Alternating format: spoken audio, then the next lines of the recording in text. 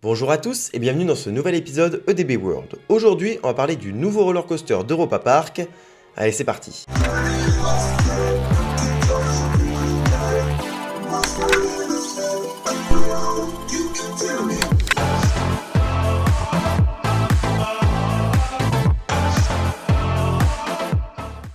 Avant de commencer, je vous invite à vous abonner à cette chaîne YouTube ainsi qu'à me suivre sur mon compte Instagram et pourquoi pas liker cette vidéo, partager, bref, faire tout ce qu'il est bon de faire quand on veut soutenir un créateur. On le sait depuis un moment maintenant, Europa Park compte ouvrir un nouveau land thématique basé sur la Croatie avec en prime un tout nouveau roller coaster. Le but de cette vidéo, c'est de bien évidemment parler de cette attraction. On va pas trop parler du land, j'en ai déjà plus ou moins évoqué les grands aspects sur ma dernière vidéo sur le sujet, je vous la mets en fiche en description. Mais surtout, on va parler en deuxième partie du sponsoring parce que, comme beaucoup d'autres attractions à Europa Park ou ailleurs, ce nouveau roller coaster est sponsorisé par une marque. J'en profite également, maintenant que je vous ai, pour vous demander d'éviter de trop comparer dès maintenant les roller coasters entre eux et notamment Toutatis avec ce roller coaster là, Voltron, qui devrait ouvrir à Europa Park. Pourquoi ? Eh bien parce que j'en ai déjà beaucoup trop entendu sur les réseaux, beaucoup trop lu surtout, où en fait les gens me disaient « Ah bah voilà, ça Toutatis c'est fini en fait, il y a le coaster d'Europa Park ». Ou alors à l'inverse, dire « Mais ça vaut tellement pas Toutatis ». Les gars, on a à peine un on-ride, qui est un on-ride simulé, on ne sait pas ce que ça va donner comme attraction, tant qu'on ne l'a pas fait, on ne peut pas comparer, et de toute manière, ça ne sert à rien de comparer ces deux attractions. On pourra dire laquelle on préfère, ça après c'est un choix de chacun, mais il faut vraiment pas rentrer dans le truc de dire « Ah bah voilà, mais c'est sûr ça va battre tel coaster ». Non.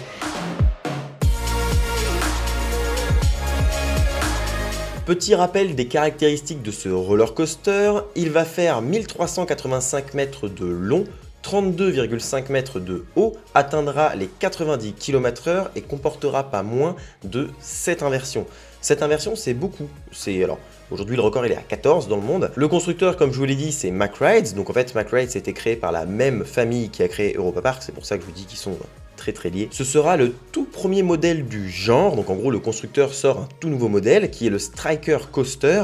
Alors en fait, au début, moi je vous disais que c'était un Big Dipper parce que oui, c'est l'évolution du Big Dipper. Il comportera 4 propulsions et alors, on va en reparler un petit peu après de ces propulsions parce qu'ils s'en servent pour le marketing et c'est un petit peu discutable. Ce qui n'est pas discutable par contre, c'est qu'on aura l'une de ces propulsions qui sera à 105 degrés. Ce sera la propulsion la plus raide du monde. C'est en fait au tout début de l'attraction que vous avez une propulsion en l'air comme ça et qui finit sur une inversion. Donc c'est ça pour le coup, ça a l'air d'être génialissime. Et s'il y a autant d'ailleurs de petits éléments bizarres, de particulières, et s'il y a 7 inversions d'ailleurs, qui seront visiblement toutes différentes, plus ou moins, en fait on peut l'expliquer. C'est parce que le parc, vu qu'ils veulent vendre le modèle, ils veulent aussi en faire un modèle catalogue et dire regardez ce qu'on est capable de faire en termes de machines, mais surtout, si vous êtes un créateur de parc, vous avez un parc, vous dites ok, moi je veux cette inversion là, je veux cette figure là, puis j'aimerais bien un peu de ça, un petit peu comme comme si on faisait ses courses dans un rayon. En fait, le rayon, c'est ce coaster. Ça, après, voilà, on sait que ce parc, il construit beaucoup d'attractions pour les vendre ensuite dans d'autres parcs. Ils ont forcément pas toujours les meilleures attractions de leur conception parce que quand c'est les premiers modèles, ils vont peut-être chercher un petit peu moins la sensation et être un peu plus raisonnable. Donc c'est vrai que là, on espère que ça va changer avec cette attraction, mais c'est pour vous expliquer un petit peu le pourquoi du comment, ses particularités, ses caractéristiques assez particulières. Donc cette propulsion suivie d'une inversion, ça a l'air d'être vraiment déroutant. Après, encore une fois, il faut être dedans, ça je vous le rappelle. Chaque fois que je vais faire des petites... je vais dire, tiens, ça a l'air comme ça, machin. Il faudra monter dedans pour se faire une idée. Mais c'est vrai qu'à travers les on-ride, à travers le fait que j'ai pu aller au parc et voir de loin en tant que visiteur, tout la conception du truc, etc., la maquette, on peut un petit peu se rendre compte. On sent qu'il y a donc cette figure qui a l'air vraiment particulière. On ne sait pas ce que ça va donner. Personne n'a vraiment jamais fait de figure comme ça, donc ça va être une première. Ça se trouve, ça va être nul.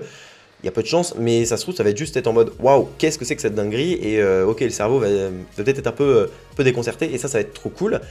Aussi, je trouve qu'il y a des vibes, des petites similitudes à RTH, donc Ride to Happiness à Plopsaland de Panne, notamment sur l'une des propulsions qui a un petit peu la même forme. Et quand je dis ça, c'est pas pour dire que ça va lui ressembler, ça va être la même chose, mais on sent dans l'esprit de l'attraction comment les figures ont été amenées, comment ça a été fait pour que ça aille plus ou moins vite, etc. et qu'elles s'enchaînent plus ou moins différemment, ces figures. Il y a un côté un petit peu à la RTH, alors c'est pas les mêmes trains du tout, donc je pense que la sensation sera radicalement différente, parce que ce qui fait que RTH est incroyable aussi, c'est ces véhicules qui tournent, qui sont hyper lourds et tout. Là, c'est un petit peu différent, mais néanmoins, c'est quand même intéressant. Là, on aura donc plein de trains, je crois qu'on en a 7 au total, et donc ce sera des wagons de, je crois qu'il y a 4 rangées de 4, donc 16 personnes par train. Un petit peu comme RTH, sauf que les wagons sont radicalement différents, on a des rangées comme ça, 4. Mais les gens sont de front, hein, sont juste côte à côte de manière normale. Et donc ça, on va voir ce que ça donne. Mais pareil, ça a l'air d'être vachement intéressant. Et mêlé à un parcours un petit peu dynamique, ça peut être intéressant. Quoi qu'il en soit, ce qui est très prometteur, c'est qu'on a l'impression que l'attraction pourrait être l'une des plus sensationnelles du parc. En même temps, c'est pas trop compliqué de détrôner un Bluefire ou un Silver Star. Quoi qu'on en dise, ça reste quand même des attractions loin d'être mauvaises, qui sont pas à la hauteur de ce qu'elles devraient. Là au moins on a ce truc là, bon elles sont toujours sympas à faire, hein, c'est pas un problème, même moi je les fais régulièrement et je prends toujours plaisir à les faire. Mais c'est vrai que voilà, là on attend quelque chose qui change la donne, un hit européen en fait, quelque chose qui fasse venir au parc. Je vous donne un exemple. À Plopsaland de Panne, moi j'y vais maintenant pour The Ride to Happiness. Je vais au parc pour ça. Là, à Europa Park, je vais pas au parc pour faire Bluefire ou pour faire Silver Star, ou non en fait. Si j'y vais, c'est pour le parc dans son intégralité. C'est un excellent parc, il a plein de choses à proposer, il a une excellente gestion, il a des très bons restaurants. Si je viens pour le package, ce qui est très très bien, hein, c'est pas un mal du tout. Mais c'est vrai que pour un parc avec une telle renommée, avec une telle aura en Europe, on s'attendrait à avoir une montagne russe qui nous scie les genoux en mode oh waouh, genre quand on ressort, on sait pas où on est, on dit ok, qu'est-ce qu'on vient de faire? Là on vient de faire un truc qui est vraiment intéressant. Il y a Wodan qui est très très cool, mais ça reste une très bonne attraction. La meilleure du parc, je pense, niveau sensation. Mais on n'est pas sur le truc qui va nous foutre une claque, on n'est pas sur un Conda, on n'est pas sur un Toutatis, on n'est pas sur un N-Tame, on n'est pas sur un RTH. Toutes ces attractions-là, si vous ne les connaissez pas, je vous invite à les découvrir. Mais c'est vraiment des attractions où on ressort de là, on se dit ok, c'est un hit européen, c'est une très bonne attraction, c'est l'une des meilleures attractions européennes. Europa Park, on n'a pas encore ce truc-là. Moi, niveau montagne russe, que je préfère à Europa Park aujourd'hui, en dehors de Wodan pour les sensations, bah c'est Cancan Coaster en fait. Parce que Cancan Coaster, il est juste super. Il y a de la musique, il est beau, il est fluide, il est dans le noir. Il y a des beaux décors simples, mais qui font vraiment le café. Il y a une belle théma, une belle immersion. C'est pour moi la meilleure réussite en termes de montagne russe du parc aujourd'hui. Ce qui est très bien. Et c'est vrai que ce serait bien que ça aille sur une montagne russe à sensation.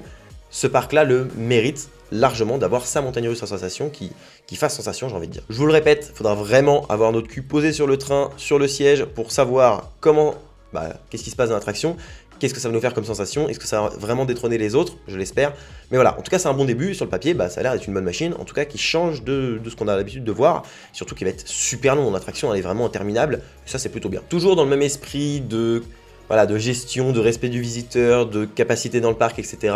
On aura un débit horaire de 1600 personnes par heure sur ce coaster, c'est très très bien, mêlé à toutes les autres attractions du parc qui ont déjà des capacités énormes. Bon que demander de plus? Je suis quand même content qu'avec cette train, on est quand même, c'est 1100 personnes par heure, c'est le minimum, mais c'est très encourageant, surtout pour une attraction aussi longue, etc. Donc ça a dû leur coûter un billet, un sacré billet, mais nous on est contents, et ça c'est très cool.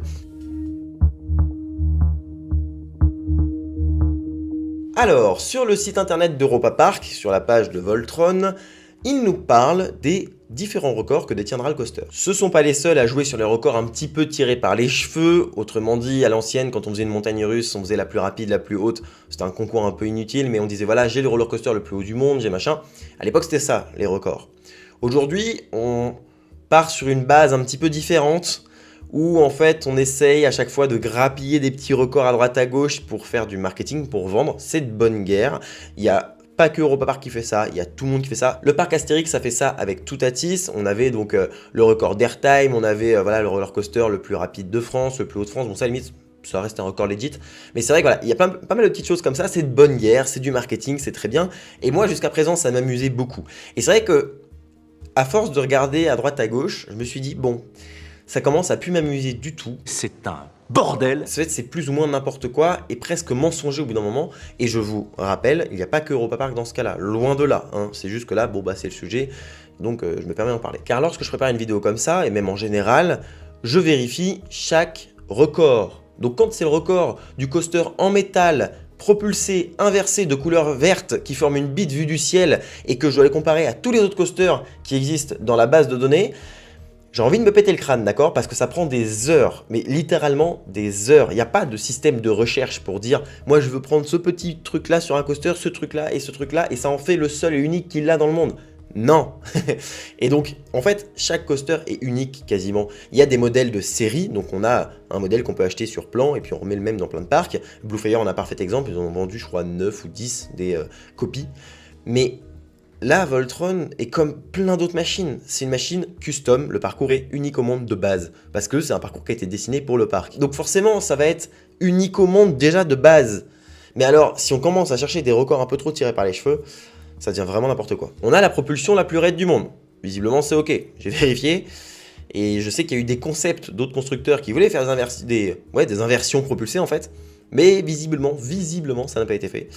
Donc à voir, mais en tout cas j'ai l'impression que c'est la plus raide du monde, c'est ce qui est donné et j'ai tendance à les croire. C'est le Grand 8 à propulsion le plus long d'Europe, pas de problème, c'est legit, c'est pas trop tiré par les cheveux, on a juste un modèle de coaster, un coaster propulsé, c'est le plus long d'Europe, ok, j'accepte. C'est, on va dire pour moi, c'est à la limite du legit en fait. C'est bien, c'est voilà, ça permet de faire un peu de marketing, c'est véridique, donc très bien. Là où c'est chaud ou plus discutable, on va dire, c'est la suite. Et d'ailleurs, je vais vous demander de m'aider en commentaire si vous comprenez autre chose que moi. Si quand vous allez voir sur le site, vous dites ah bah non en fait, Étienne t'as mal compris, c'est pas le record de ça. Parce que dites-moi en commentaire si je me gourre, si machin, c'est carrément possible pour voir si oui ou non tel ou tel record est ok. Je vais vous donner ce qui selon moi n'est pas un record. Et on va voir. D'ailleurs, peut-être que des personnes qui travaillent chez Europa Park vont passer par là et le changer, mais ça m'étonne parce que Europa Park sont quand même au fait d'à peu près tout. Je suis très étonné de ce qui va suivre.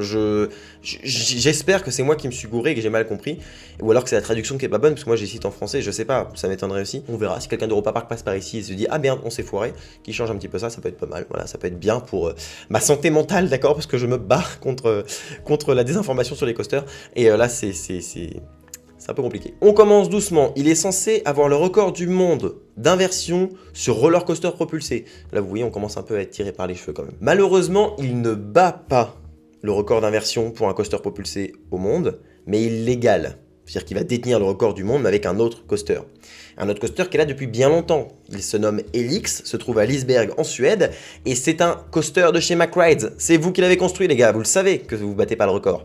Alors là on joue sur un mot, c'est vraiment pas important, c'est juste pour vous dire je vais par étapes, j'y vais doucement. Mais bon, c'est vrai que pour le coup, vous battez pas le record en fait. Vous égalez le record, vous pouvez juste dire c'est le record du monde, du nombre d'inversions sur un coaster propulsé. Ça pour le coup c'est totalement legit parce que dans les faits c'est vrai, vous détenez le record avec un autre roller coaster. Mais c'est bien de le préciser en plus, moi je trouve que c'est important, ça ouvre l'esprit des gens.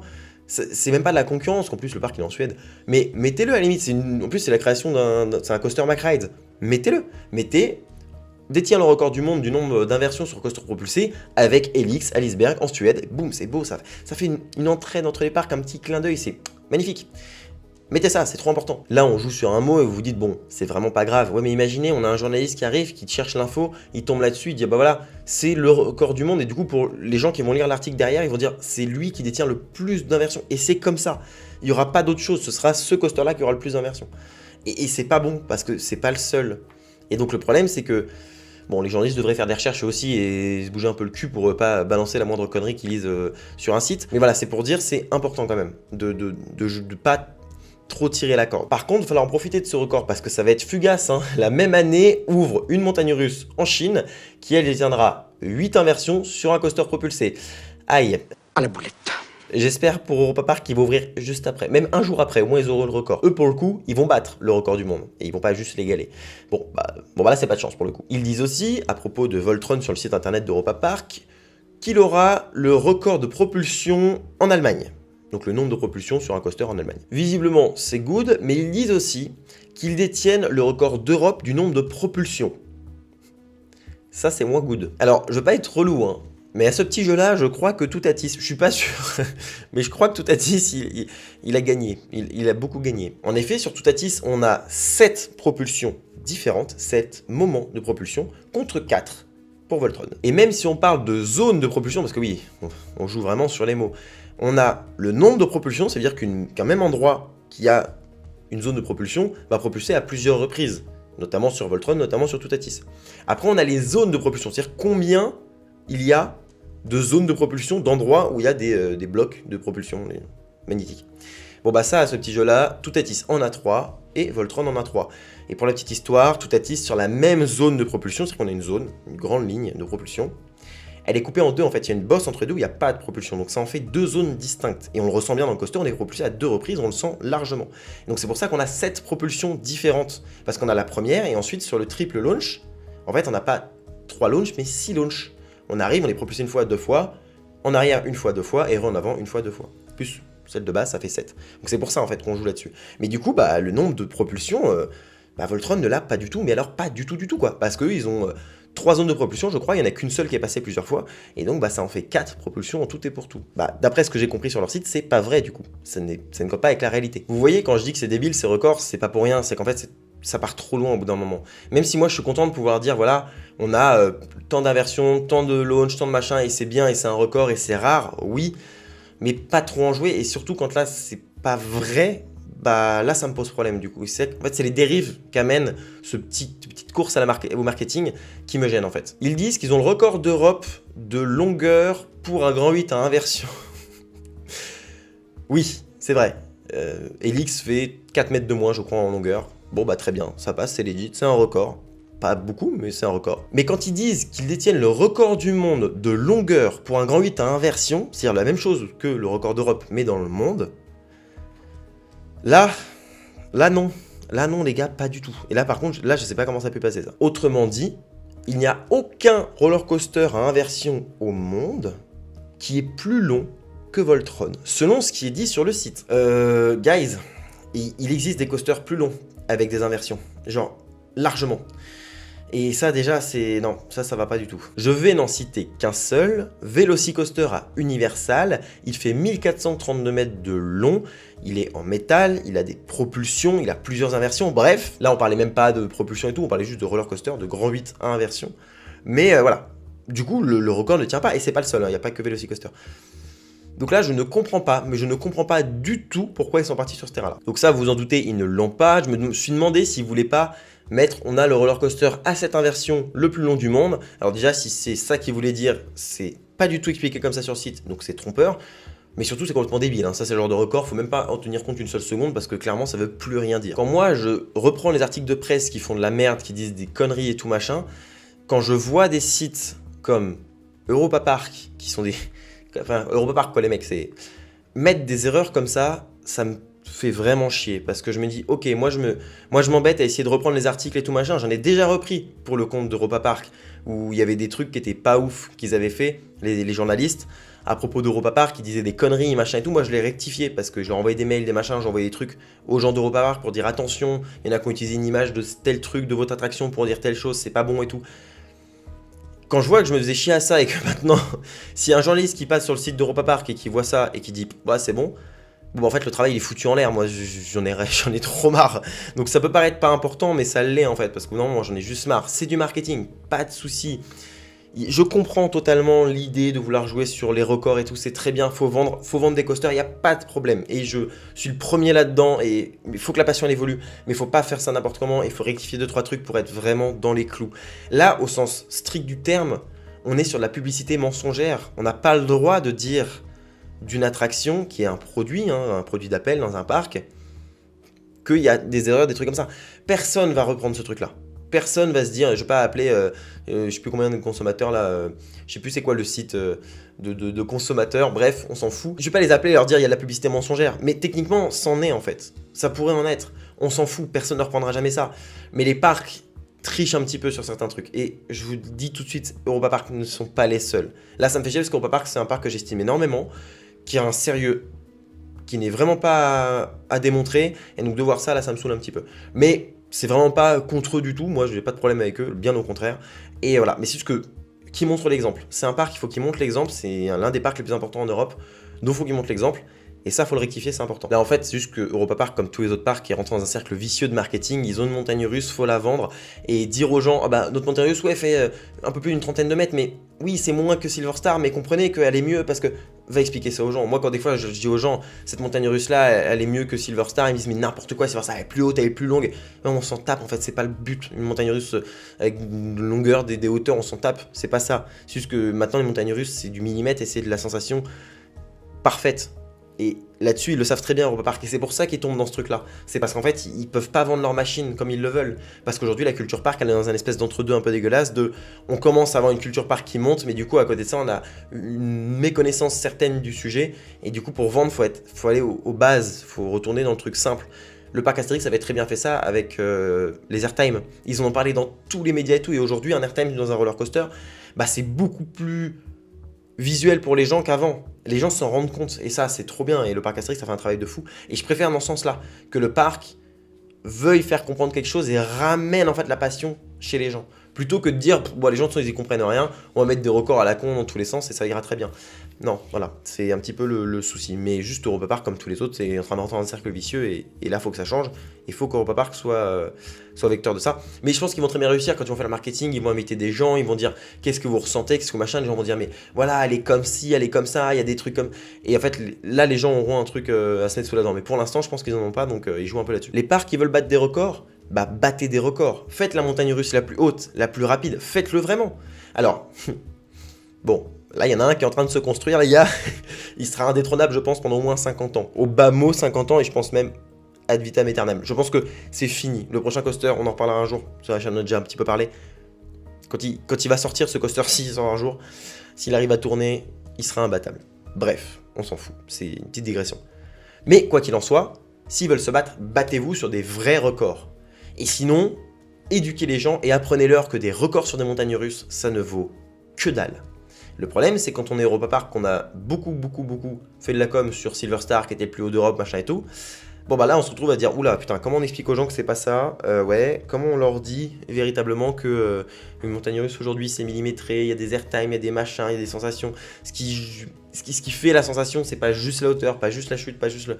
Waouh, comment on explique ça? Bon bah là c'est le problème. Mais il faut éduquer les gens. Et je pense que les parcs ont un grand rôle là-dedans, d'éducation des gens dans le domaine des parcs. Quand les gens auront une connaissance du domaine, mais pour faire du marketing, pour expliquer les trucs, ce sera mais tellement simple. Ils vont simplifier le travail. Par contre, entre-temps, il y a du taf pour éduquer les gens. Il y a beaucoup de taf. Et ce que j'essaye de faire, mais bon, là, je suis pas aidé pour l'instant.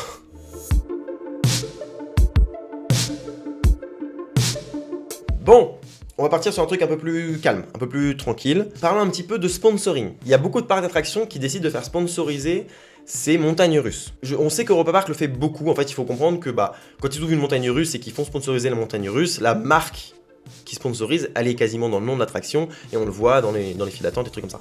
Donc en fait, c'est du marketing. Ça permet en fait à une société de payer le parc.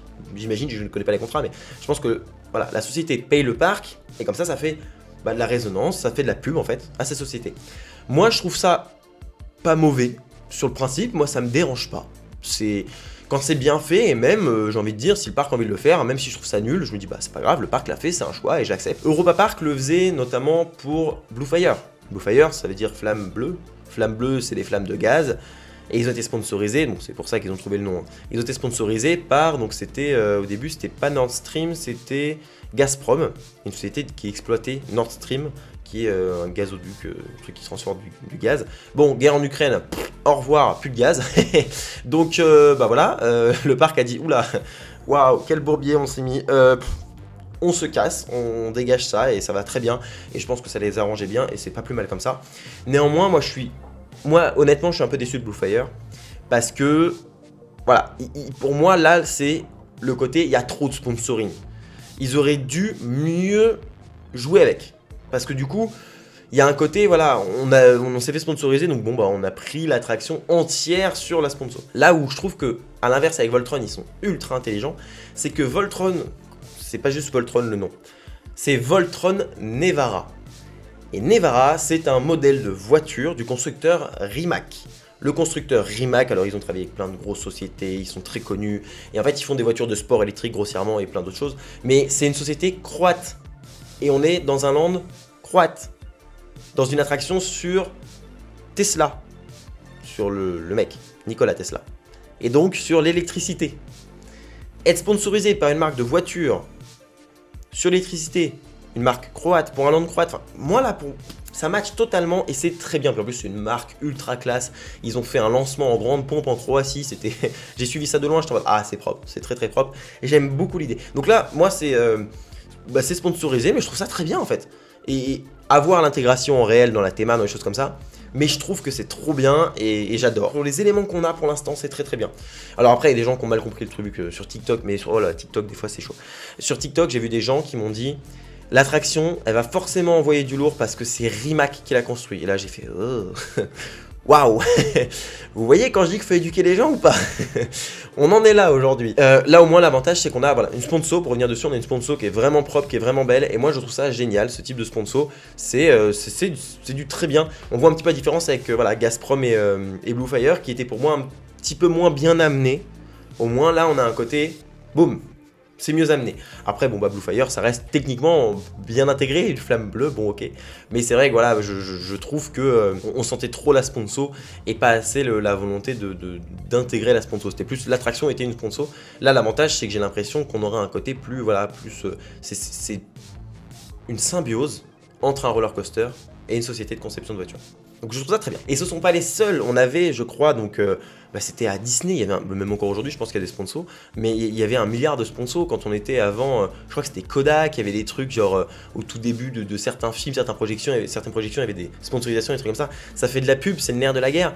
Moi j'ai du mal avec le trop de pub quand c'est mal amené, quand on voit par exemple l'Accor Hotel Arena, Paris-Bercy qui est devenu l'Accor Hotel Arena, mais j'ai envie de dire, mais le mec qui a l'idée de faire ça, mais va faire un footing sur l'autoroute s'il te plaît. Et on en parle après, ou on n'en parle pas, mais au moins fais quelque chose, parce que avoir cette idée là, c'est une idée de merde, c'est nul, plus c'est moche, ça n'a aucun sens, c'est... Non, fallait avoir un petit truc, trouver un jeu de mots, trouver un truc qui évoque sans... Voilà, c'est une digression, mais bordel que j'aime pas ça.